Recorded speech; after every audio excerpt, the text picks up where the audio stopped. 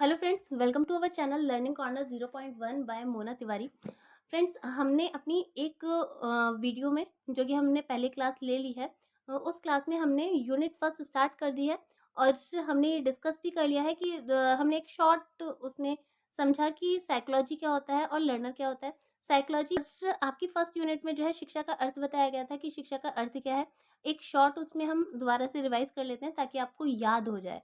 और जब आप इसको रिवाइज़ करते रहेंगे मेरे साथ, तो मुझे नहीं लगता कि आपको एग्ज़ाम के टाइम पर किसी भी बुक को खोलने की ज़रूरत पड़ेगी। आप मेरी वीडियो देखेंगे और आपको जो है रिवीज़न तुरंत हो जाएगा, है ना? और जो शिक्षा है, वो संस्कृत भाषा के शिक्ष धातु से बना है और उसमें भी जो है अप्रत्यय लगाकर बना है। और शिक्ष का अर्थ होता है सीखना या सिखाना। सीखने और सिखाने की जो भी प्रक्रिया होती है, मतलब सीखने-सिखाने के लिए हम जो भी काम करते हैं, उसको ही क्या कहते हैं? शिक्षा कहते हैं। और शिक्षा को अंग्रेजी में क्या बोलते हैं? एजुकेशन बोलते हैं। और एजुकेशन शब्द लैटिन भाषा के एजुकेटम से बना है और जो एजुकेटम शब्द है, वो भी जो है लैटिन भाषा के 2 शब्द हैं, ए और दूसरा ड्यूको, उनसे मिलकर बना है। जिसमें ए का मतलब क्या है? अंदर से और ड्यूको का अर्थ है बाहर या फिर आगे बढ़ाना। यानी कि एजुकेशन शब्द का शाब्दिक अर्थ क्या होता है? अंदर से बाहर बढ़ाना। यानी कि एजुकेशन शब्द का प्रयोग जो है व्यक्ति या बालक की आंतरिक शक्तियों को बाहर की ओर प्रकट करने या विकसित करने की क्रिया के लिए किया जाता है। यानी कि किसी भी व्यक्ति या किसी भी बच्चे में जो भी उसकी शक्तियाँ, जो भी उसकी प्रतिभाएँ विद्यमान हैं, उनको बाहर की ओर निकालने का काम ही जो है शिक्षा करती है। और इसमें देखिए जो शिक्षा शब्द है, वो लैटिन भाषा के 3 शब्दों से मिलकर बना है, ठीक है? और जिसका मीनिंग जो है सिमिलर ही है। एक तो हुआ लैटिन भाषा का एजुकेटम शब्द, ठीक है? जो 2 शब्दों से मिलकर बना है, ए और ड्यूको, ओके? और जिसका अर्थ है अंदर से बाहर या फिर अंदर से आगे बढ़ाना। और जो दूसरा है लैटिन भाषा के एजुकेयर और एजुशियर, जो है एजुकेशन शब्द के मूल रूप में स्वीकार किया जाता है। और इन दोनों का ही अर्थ क्या है? To bring up, to lead out या फिर टू रेज, यानी कि आगे बढ़ाना, बाहर निकालना और विकसित करना। तो एजुकेशन क्या है? एजुकेशन शब्द 3 शब्दों से मिलकर बना है लैटिन भाषा के।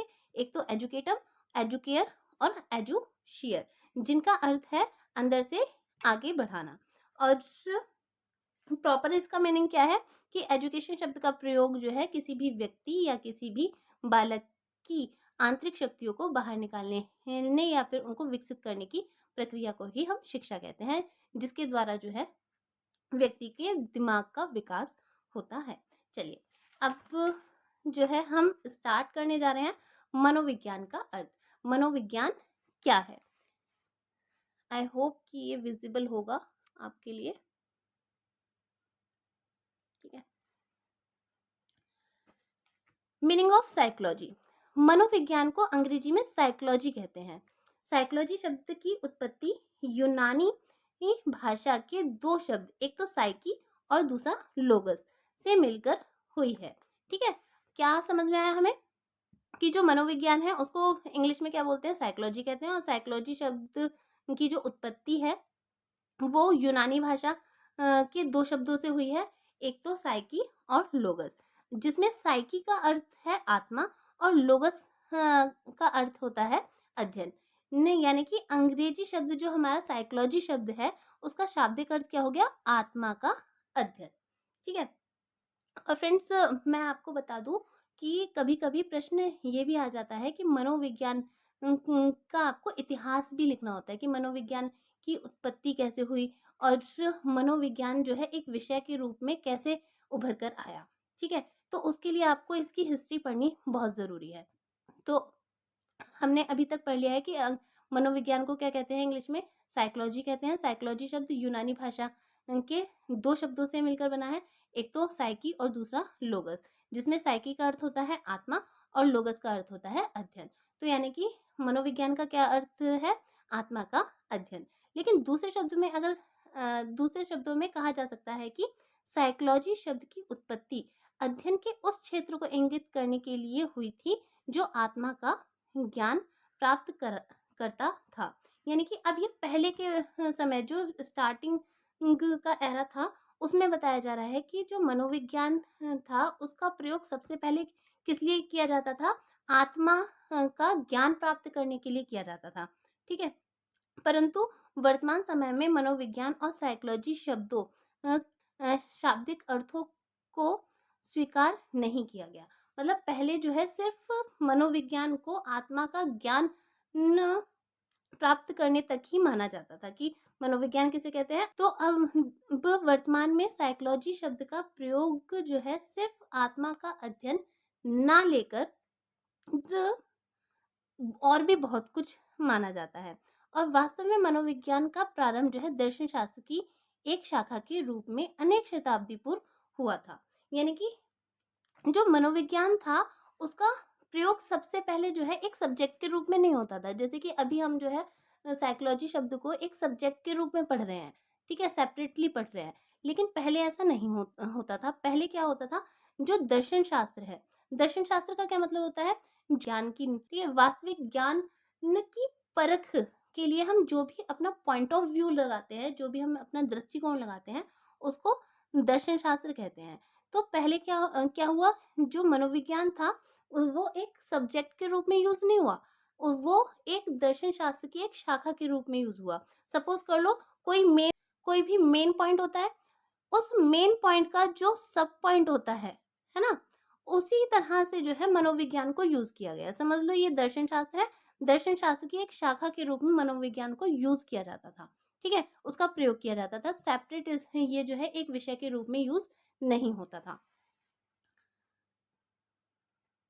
परंतु आधुनिक काल में हुए परिवर्तनों के फलस्वरूप धीरे-धीरे मनोवैज्ञानिकों ने मनोविज्ञान को दर्शन शास्त्र से पृथक कर लिया और अब यह एक स्वतंत्र विषय के रूप में स्वीकार किया जाता है। दर्शन शास्त्र से अलग होने के प्रयास में मनोविज्ञान के अर्थ में अनेक बार परिवर्तन हुए। मनोविज्ञान के आधुनिक अर्थ को समझने के लिए मनोविज्ञान की परिभाषाओं के ऐतिहासिक विकास क्रम को समझना उचित होगा। ठीक है?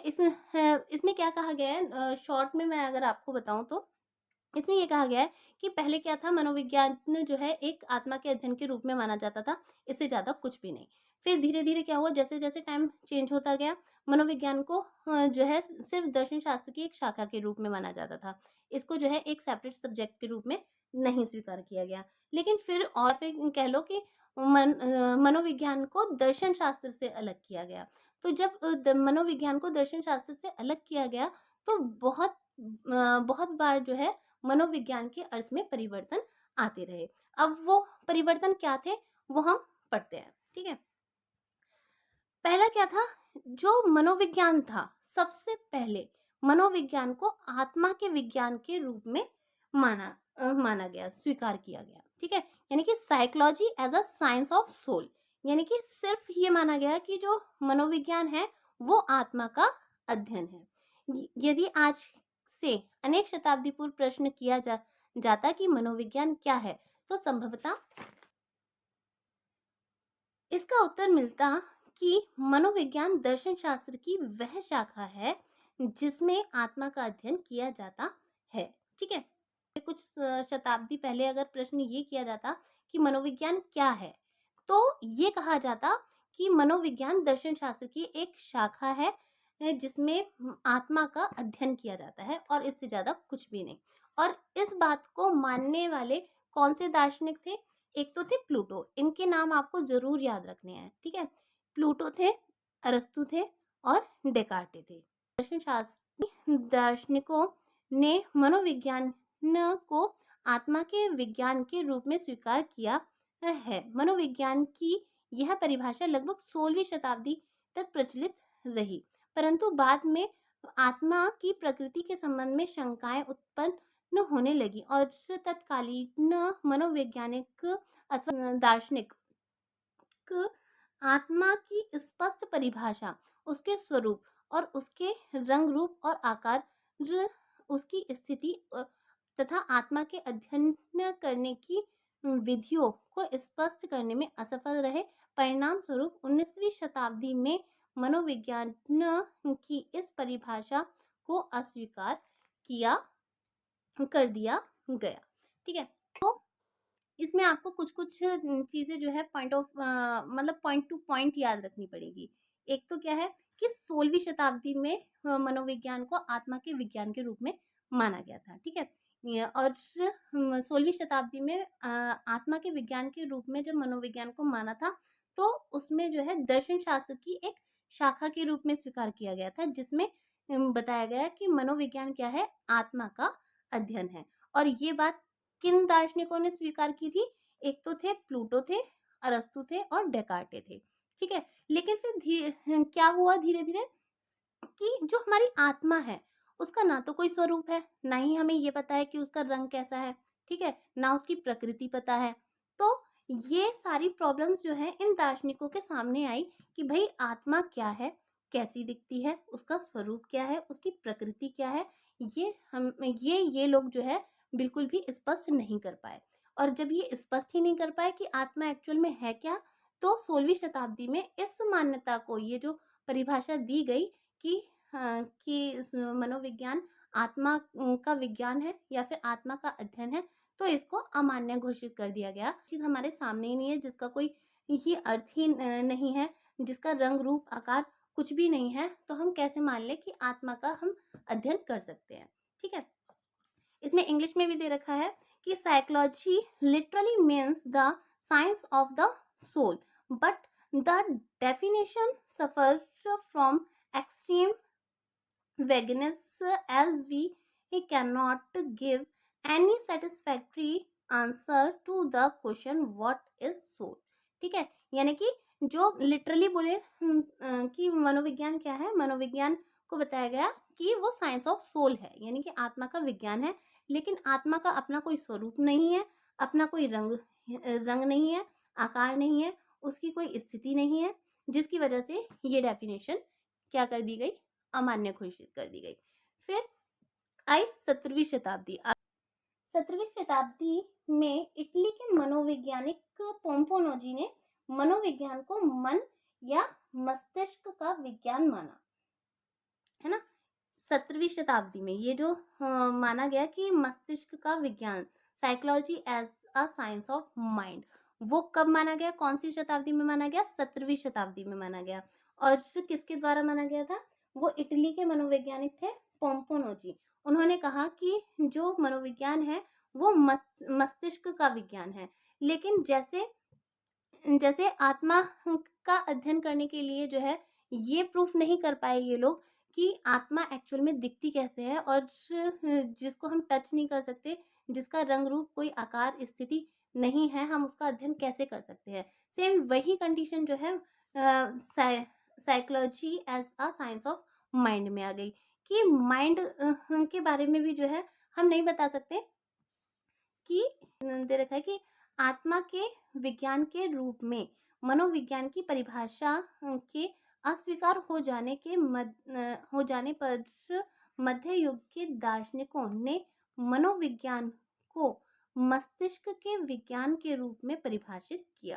ठीक है, जब ये वाली डेफिनेशन जो है अमान्य घोषित हो गई, कैंसिल हो गई, तब फिर दार्शनिकों ने जो है मनोविज्ञान को क्या मान लिया? मस्तिष्क का विज्ञान मान लिया। और दूसरे शब्द में उन्होंने विज्ञान को अध्ययन का वह क्षेत्र माना जिसके अंतर्गत मस्तिष्क और मन का अध्ययन न किया जाता है। यानी कि ये माना कि उसमें जो है मन का अध्ययन यानी कि मस्तिष्क का अध्ययन किया जाता है, परंतु मस्तिष्क के अर्थ के संबंध में भी वही कठिनाई उत्पन्न हुई जो आत्मा के विषय में थी। मनोवैज्ञानिक मस्तिष्क की प्रकृति या स्वरूप को स्पष्ट रूप से निर्धारित नहीं कर सके और मस्तिष्क के संबंध में ये संतोषप्रद उत्तर उपलब्ध न होने के कारण न मनोविज्ञान की यह परिभाषा भी शीघ्र ही अमान्य हो गई। ठीक है, तो जब 16वीं और 17वीं शताब्दी में मनोविज्ञान को आत्मा के विज्ञान के रूप में नकार दिया गया और 17वीं शताब्दी में मनोविज्ञान को मस्तिष्क के रूप में नकार दिया गया, तब तो मनोविज्ञान को 19वीं शताब्दी में चेतना के विज्ञान के रूप में स्वीकार किया गया। और चेतना के विज्ञान के रूप में स्वीकार करने वाले जो मनोवैज्ञानिक थे वो थे वाइव। फ्रेंड्स, इनके आपको नाम याद रखने बहुत ज़्यादा ज़रूरी है, क्योंकि जब आप सीटेट करेंगे और यूपीटेट करेंगे तो उसमें ये वन लाइनर क्वेश्चंस में आ जाते हैं, एमसीक्यूज में आ जाते हैं कि चेतना के विज्ञान के रूप में, मनोविज्ञान को चेतना के विज्ञान के रूप में मानने वाले मनोवैज्ञानिक कौन कौन से थे, है ना। तो वो थे वाइव थे, विलियम जेम्स थे और विलियम वुंट एंड जेम्स सली। ठीक है। आदि विद्वानों ने मनोविज्ञान को चेतना के विज्ञान के रूप में स्वीकार किया तथा कहा कि मनोविज्ञान चेतन क्रियाओं का अध्ययन करता है। अब देखिए चेतना क्या है। चेतना जो हमारा मन होता है, मतलब ये जो है ये हमारे प्रेजेंट सिनेरियो से रिलेटेड होता है। वर्तमान में हम जो भी करते हैं और जो उसके अकॉर्डिंग जो हमारा माइंड काम करता है वही जो है हमारी चेतन क्रियाएं होती हैं। ठीक है। परंतु वे चेतन क्रियाओं पर अर्ध चेतन व अचेतन क्रियाओं का प्रभाव भी होने के कारण मनोवैज्ञानिकों में मनोविज्ञान की इस परिभाषा पर गंभीर मतभेद उत्पन्न हो गए तथा इसे मनोविज्ञान की एक अपूर्ण परिभाषा माना जाने लगा। परिणाम स्वरूप सीमित अर्थ होने के कारण मनोविज्ञान को चेतन के विज्ञान के रूप में स्पष्ट करने का प्रयास भी जो है असफल हो गया। यानी कि क्या हुआ, जो हमारा चेतन मन होता है वो हमारी प्रेजेंट में जितनी भी क्रियाएं हो रही होती हैं उनसे रिलेटेड होता है और उसी के आधार पर काम करता है। लेकिन मनोवैज्ञानिकों में जो है इन चेतन मन के आधार पर जो है अनेक मतभेद रहे, जिसकी वजह से ये मान्यता भी जो है अस्वीकार कर दी गई कि psychology as a science of consciousness. फिर अंत में क्या हुआ, 20वीं शताब्दी के टाइम पर, 20वीं शताब्दी के प्रारंभ में मनोविज्ञान को व्यवहार के विज्ञान के रूप में स्वीकार किया जाने लगा। और मनोविज्ञान को व्यवहार के विज्ञान के रूप में स्वीकार करने वाले मनोवैज्ञानिक कौन थे? सबसे फेमस थे वॉटसन, वुडवर्ड एंड स्किनर।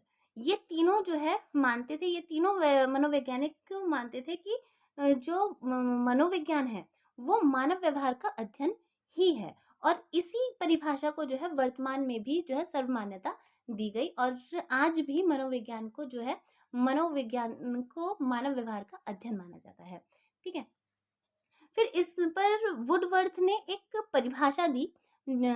उस परिभाषा में कहा कि सबसे पहले मनोविज्ञान ने अपनी आत्मा का त्याग किया। सबसे पहले हमने पढ़ा था ना कि 16वीं शताब्दी में मनोविज्ञान को आत्मा के विज्ञान के रूप में स्वीकार किया गया था।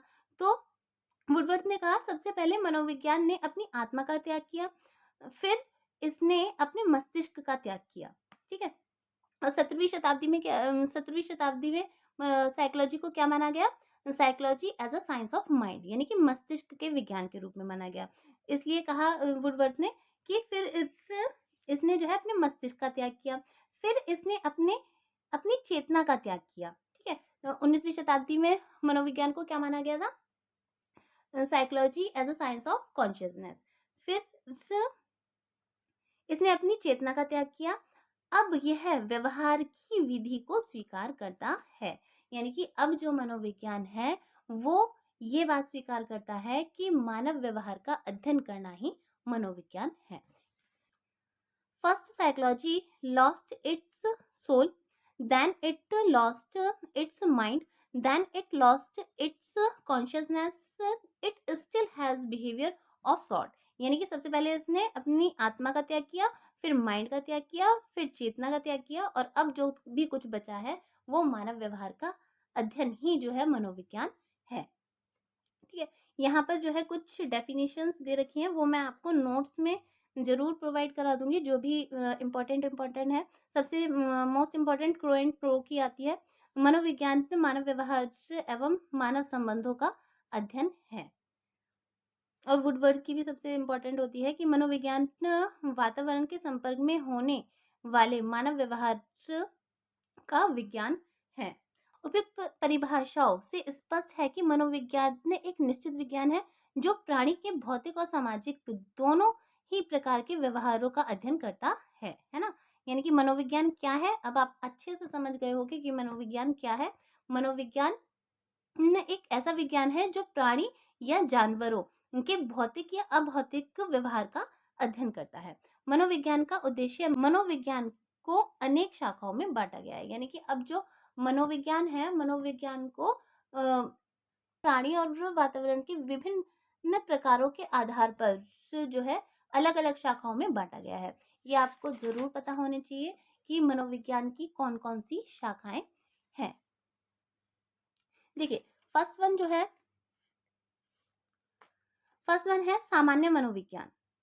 सामान्य मनोविज्ञान या नॉर्मल साइकोलॉजी, ये इसके अंदर यानी कि जो भी हम नॉर्मल बिहेवियर करते हैं उसका अध्ययन ही जो है सामान्य मनोविज्ञान है। और एबनॉर्मल साइकोलॉजी या असामान्य मनोविज्ञान क्या है? इसके अंतर्गत असामान्य प्राणियों के व्यवहार का वर्णन, पूर्वकथन व नियंत्रण से संबंधित अध्ययन किया जाता है। यानी कि जो नॉर्मल व्यक्ति हैं उनके व्यवहार का अध्ययन करना जो है नॉर्मल साइकोलॉजी है। जो एबनॉर्मल हैं, जो सामान्य नहीं है प्राणी, उनके व्यवहार का अध्ययन करना जो है एबनॉर्मल साइकोलॉजी है। ठीक है। थर्ड है आपका मानव मनोविज्ञान यानी कि ह्यूमन साइकोलॉजी। इसके अंतर्गत मनुष्य के व्यवहार का वर्णन, पूर्वकथन व नियंत्रण से संबंधित अध्ययन किया जाता है। यानी कि मनुष्य जो भी व्यवहार करता है उसका अध्ययन करना ही क्या कहलाता है? ह्यूमन साइकोलॉजी कहलाता है। और एनिमल साइकोलॉजी, अब देखिए जैसे कि ह्यूमन साइकोलॉजी में क्या है? मनुष्य के व्यवहार का अध्ययन। तो ऑब्वियसली एनिमल साइकोलॉजी में क्या होगा? जितने भी जानवर हैं उनके व्यवहार का अध्ययन किया जाएगा, है ना? और फिर चाइल्ड साइकोलॉजी, बालक मनोविज्ञान में क्या है कि बालकों के व्यवहार का अध्ययन किया जाएगा कि जो बच्चे हैं वो जो भी व्यवहार करते हैं उसके पीछे क्या कारण होता है। ठीक है, इस बात का अध्ययन जो है चाइल्ड साइकोलॉजी में होगा। और एडोलेसेंट साइकोलॉजी किशोर मनोविज्ञान, जो बच्चे 18 साल तक के होते हैं उनको जो है किशोर कहा जाता है। ठीक है, वो जब किशोर व्यवहार करते हैं उनके व्यवहार का अध्ययन क्या कहलाता है? एडोलेसेंट साइकोलॉजी कहलाता है। और अडल्ट साइकोलॉजी, प्रौढ़ यानी कि जो बड़े लोग होते हैं उनके व्यवहार का अध्ययन जो है अडल्ट साइकोलॉजी कहलाएगा। और औद्योगिक मनोविज्ञान यानी कि इंडस्ट्रियल साइकोलॉजी क्या है? इसके अंतर्गत औद्योगिक क्षेत्र में व्यवहार का अध्ययन किया जाता है। और सामाजिक मनोविज्ञान यानी कि सोशल साइकोलॉजी के अंतर्गत सामाजिक परिस्थितियों में व्यवहार का अध्ययन किया जाता है। कि जब हम समाज में बैठते हैं तो हम किस तरह का व्यवहार करते हैं, किस तरह की बोलचाल रखते हैं, उसी बात का अध्ययन करना ही जो है सोशल साइकोलॉजी कहलाता है। मिलिट्री साइकोलॉजी, मिलिट्री यानी कि सैन्य मनोविज्ञान, इसके अंतर्गत सैन्य क्षेत्र में व्यवहार का अध्ययन किया जाता है। और फ्रेंड्स, अगर आपको मेरी क्लासेस अच्छी लगती हैं और मेरा पढ़ाया हुआ समझ में आता है तो प्लीज़ मेरे चैनल को सब्सक्राइब ज़रूर कर दीजिएगा और लाइक भी कर दीजिएगा। विकासात्मक मनोविज्ञान यानी कि डेवलपमेंटल साइकोलॉजी क्या है? इसके अंतर्गत विभिन्न क्षेत्रों में बालकों के विकास क्रम का अध्ययन किया जाता है। यानी कि अलग-अलग एज पर बच्चों का डेवलपमेंट कैसे होता है कि अगर बच्चा जो है 0 से 2 वर्ष की अवस्था में है तो उसका डेवलपमेंट कैसे होगा, इसका अध्ययन करना। फिर उसका डेवलपमेंट कैसे हो रहा है, इस बात का अध्ययन करना जो डेवलपमेंटल साइकोलॉजी के अंतर्गत आता है। और एक्सपेरिमेंटल साइकोलॉजी यानी कि प्रयोगात्मक मनोविज्ञान क्या है? इसके अंतर्गत प्रयोगों के आधार पर व्यवहार का अध्ययन किया जाता है। यानी कि एक्सपेरिमेंट करने के आधार पर जो भी व्यवहार होता है उसका अध्ययन करना आता है। और व्यक्तिगत मनोविज्ञान यानी कि इंडिविजुअल साइकोलॉजी, इसके अंतर्गत व्यक्तियों के व्यक्तिगत व्यवहार से संबंधित अध्ययन किया जाता है। अब देखिए, व्यक्तियों के व्यक्तिगत व्यवहार का मतलब क्या है? हम पर्सनली जो व्यवहार करते हैं, ठीक है? एक इंडिविजुअल का मतलब ही होता है कि एक व्यक्ति, ठीक है? हम सभी इंडिविजुअल हैं, हम सभी में जो है अलग-अलग गुण हैं और अलग-अलग टैलेंट है। तो सभी का जो है अलग-अलग व्यवहार का अध्ययन करना ही क्या होगा? इंडिविजुअल साइकोलॉजी होगी। और एजुकेशनल साइकोलॉजी, इसके अंतर्गत शिक्षा के क्षेत्र में मनोवैज्ञानिक अध्ययन किया जाता है। से जो हमारा टॉपिक होगा वो होगा शिक्षा मनोविज्ञान का अर्थ, यानी कि एजुकेशनल साइकोलॉजी क्या है।